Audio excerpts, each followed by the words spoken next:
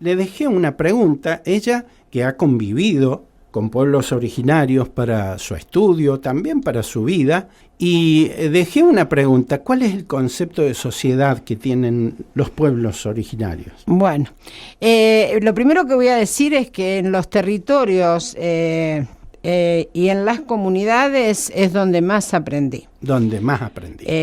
Lo que me hizo comprender un montón de aspectos de las cosmovisiones, las cosmogonías y ese estar siendo, como decía Rodolfo Kusch, en los territorios de los diversos pueblos-naciones, es convivir, visitarles, escucharles, la conversa, la escucha es vital. Ajá. Porque el valor de la palabra en esos pueblos tiene un peso que nosotros hemos perdido, si es que alguna vez lo hemos conocido.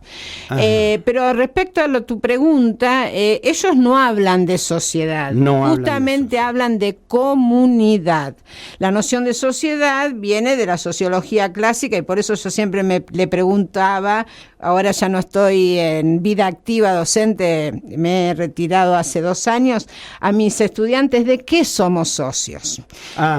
¿De qué somos socios? En cambio, la noción de comunidad, que parte de la noción de comunión bien entendida, en cada lengua indígena aparece esa palabra, tiene que ver con esa intrínseca relación con todas las expresiones de vida.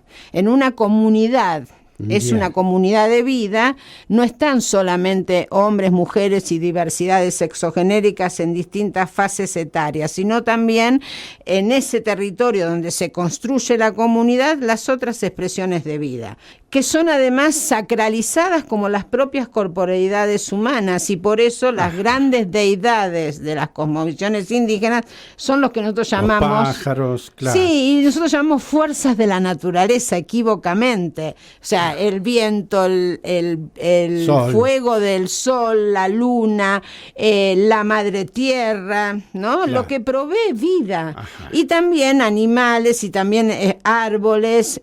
Por eso también los mayas dicen somos hijos del maíz, ¿no? Esa idea de descender de vida que no necesariamente es humana, más allá de que sean ritos o mitos, porque los ritos son las praxis primordiales y que sean tan ajenos a nuestra forma de pensar el mundo, ahí hay un secreto que nos podría hacer mejores, que es aprender a convivir con las otras expresiones de vida, no someterlas como nos manda ese legado de que nosotros estamos por encima, sino que hay que lograr un equilibrio. Y eso lo enseña porque cuando a veces nos interpelan preguntas que nos hace alguien que nos escucha, lo enseña la propia historia, porque la historia del planeta comenzó sin la vida humana. Millones de años de vida. Nosotros somos un suspiro, digamos. Claro, y en ese suspiro nos convertimos en la especie más soberbia y a la vez la más indefensa, lo demostró el propio COVID, pero si eso no fuera suficiente,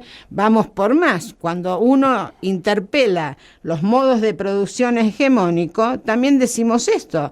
Cuando te dicen, ¿y cómo se vive fuera del capitalismo? Y bueno, hay 40.000 años de historia humana en Latinoamérica y hay 2 siglos y medio de auge del capitalismo. O sea, se puede vivir fuera del capitalismo. El problema es que tenemos que aprender de quienes han vivido fuera del capitalismo. Vos sabés que estuviste en México, en todos aquellos pueblos, estuviste en Colombia, estuve en Ecuador, y acá Perú, en Bolivia, también. Y en Argentina tuve la oportunidad de recorrer muchos territorios. Todos estos pueblos coinciden con esta visión del universo, digamos. Sí, no han sido ya arrinconados, además que territorialmente aculturados, por ejemplo, por la evangelización, por el propio sistema educativo, por la política hegemónica, porque también tenemos que pensar que han podido resistir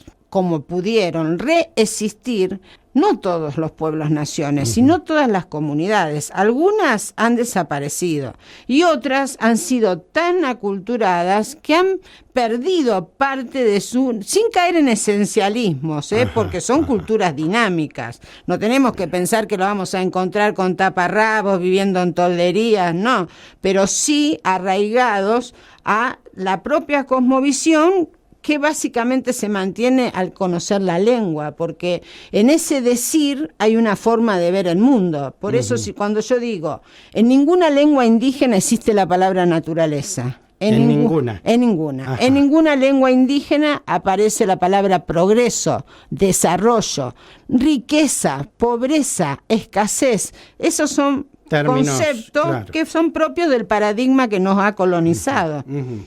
Y eso nos está dando señales. Bien. Esos pueblos originarios, con esta forma, con esta filosofía de vida, además, no sé si está bien. Es una filosofía, la cosmovisión indígena es una filosofía. Están atravesados por los problemas actuales, por ejemplo, el narcotráfico. Totalmente. Por ejemplo, el terrorismo, ¿no? La evangelización también. También. ¿Podés contar lo que pasa en algunos pueblos mexicanos con los muchachos, los jóvenes? Sí, bueno, lamentablemente esto pasa en el sureste mexicano hoy, que resistió hasta hace casi 5 años el avance. No había llegado el narco a Chiapas, justamente por lo que implicó la insurgencia zapatista, que es un problema de larga data en el territorio mexicano, y no es casual, porque es parte del avance imperialista. O sea, son agentes del imperialismo, en este caso ligado claramente al gobierno estadounidense.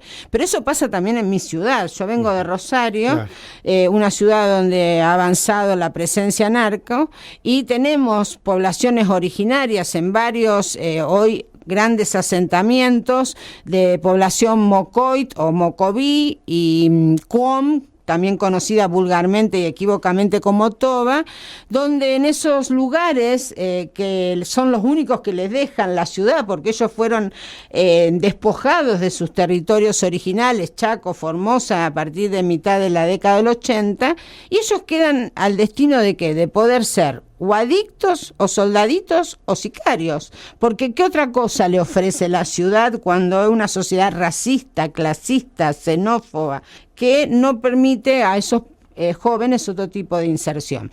El narco está en toda América Latina, no es casual, no todos los países son productores, lo sabemos, pero en otros países se elabora, se comercializa, se trasladan por vías fluviales. Rosario tiene un frente fluvial tan importante que además está caracterizado porque de 21 terminales portuarias, 17 son privadas. Totalmente. Y eso implica que ahí pasa lo peor de lo que nos puede pasar. Y el Estado no controla. No, el Estado no controla, el Estado tiene ciertos rasgos de complicidad.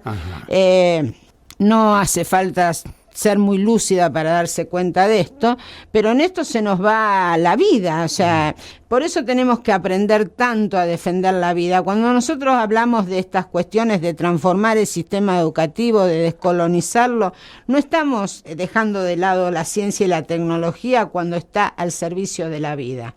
Ahora bien, en los últimos años, muchos de los avances científicos tecnológicos están al servicio de las corporaciones, corporaciones que son no solamente megamineras de los agronegocios, sino también de los laboratorios farmacéuticos, que continúan el despojo de los pueblos. ¿Quién entra primero a una consulta médica? Entra el representante del laboratorio. Sí, el visitador médico, claro. ¿No es cierto? Pero eso es un síntoma o un signo muy claro que vemos todos los días cuando... Y lo hemos naturalizado. Totalmente, pero nosotros podemos dar cuenta de que el despojo...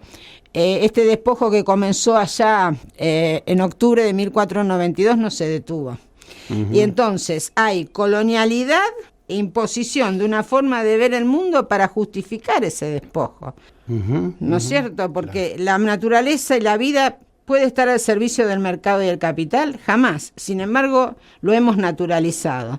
Y el saqueo que en el siglo XVI al XVIII tenía que ver, qué sé yo, con Potosí, en Bolivia, con Zacatecas, en México, con las grandes haciendas en los llanos del Orinoco o en nuestra propia llanura bonaerense o pampeana, hoy tiene otro tipo de fenómenos, no solamente que saben que los últimos resguardos de biodiversidad están en manos de las comunidades, y miren lo que va a pasar ahora con el litio, y miren lo que pasa en el sur con el avance sobre los glaciares, también acá en la zona cuyana, San Juan con Veladero y demás, pero también vienen por el saber indígena, por un saber en la arbolaria, por un saber de ciertas cuestiones que terminan siendo apropiadas. No solamente se llevan la especie y la patentan y la convierten en un commodity, sino que también se llevan el saber de cómo elaborarla, de para qué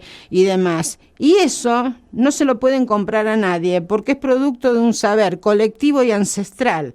Entonces no es más que un robo. Claro. Y nosotros lo hemos aceptado. La quinoa hoy ha llegado a la mesa de los grandes restaurantes internacionales, a de los más prestigiosos chefs, y fue domesticada 5.000 años, 3.500 años, según la altura de si vamos al altiplano boliviano o a otras zonas de altura de los Andes centrales, por los campesinos, y hoy los campesinos no la pueden seguir disfrutando en su ingesta porque tiene un precio dólar al ser convertida en commodity. ¿Y nosotros qué decimos? Claro, claro. Hoy a las 18, ¿no? Sí. ¿Estarás en Cuarto Bloque? Aquí en Ciencias Humanas. Creería que sí, ahí mismo. No tengo idea del lugar porque, llegué esta madrugada y no he parado. Estuve en la mesa de presentación y después disfrutando de escuchar a hermanos huarpes y a otros colegas en los talleres. Pero sí, están todos invitados, más que nada, no solamente a escucharme, sino a intervenir, a preguntar. Ajá, siempre bien. es el intercambio, la conversa, lo que yo privilegio. Gracias por haber venido. No, Muchas gracias a vos, Oscar, por este lugar.